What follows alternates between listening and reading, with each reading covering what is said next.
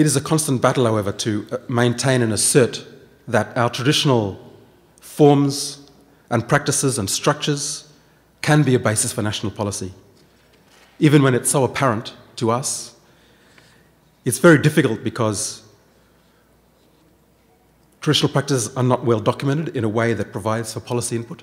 So we need to improve our ways of documenting our traditional practices. There are a few models for using traditional practices as a basis for policy. We don't have many human resources, people able to negotiate the interface between communities and bureaucracy. And it's a problem of our education system as well, where when you become educated, you become less knowledgeable about traditional knowledge. Ability to translate traditional cultural values and practices into the bureaucratic form required to input into policy.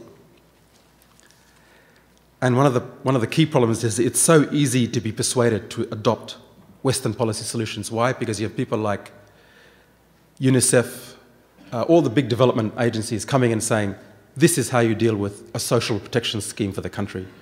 You have welfare, the government puts, this kind of stuff.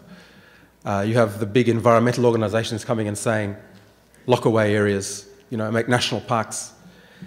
And they come with this philosophy with lots of money to back it up. Do this, we'll be giving you this money to implement. And so for the bureaucrats who are cash-strapped, yeah, let's do it. Let's do it to get those extra computers we need and the money we need to travel around and do awareness. So it's easy to lack the constant rigor that you require to continue to insist to ensure that cultural practices and values are utilized as a starting point for policy interventions.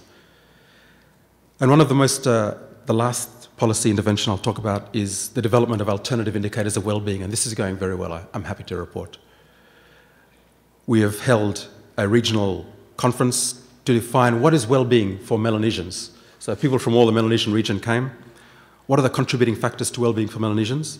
And we've identified 3 broad domains that are currently not measured in national accounts. And these are access to and availability of customary land, strength of social relationships and Melanesian values, and an understanding of and ability to participate in customary practices. So now these alternative indicators of well-being have been surveyed, they've been tested. We are now going to phase 2, where we're doing regional consultations with statistical officers outside in other countries, and it's going to the regional level now, the sub-regional level, through the sub-regional Melanesian Spearhead Group. And interestingly, we found that the first testing of these indicators found that the areas of the country that were most removed from development were in fact the most well-off. So in my conclusion, I'd just like to say that I'm one of a number of Pima people going into politics. So my colleague minister is here, Tina, Minister of Community and Cultural Affairs in Palau, formerly director of the National Museum for almost 20 years, was it? Lord Albert Vaya, who's on the Pima board also, is the Minister of Agriculture, Food, Forest and Fisheries in Tonga. So we're hoping that we can take these ideas from Pima, from our cultural institutions, and put them into policy at a national level. The end result, I think, or the objective is control of how we go into the future. We control, we decide, and then we go. Intergenerational equity for our cultural and natural resources, and trying to get rid of this psychology of dependency that we all have. It's been ingrained in our, and it's very hard to get out. And we have to constantly remind ourselves that, no, we're not second best. What we have is the best. And of course, dealing with politics and bureaucracy and that structure that we can't get away from. We're trying to see how we can make it culture friendly. I'll let you know how that goes. But also, of course, we rely on changes at international level.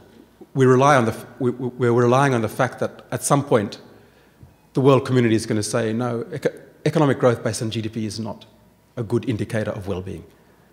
And I mean, everyone knows that now, but the message has not changed.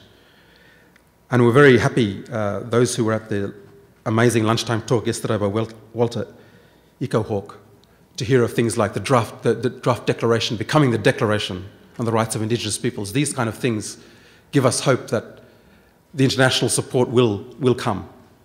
And these constant pressures to move away from our culture will become pressures to use our culture for development. So thank you.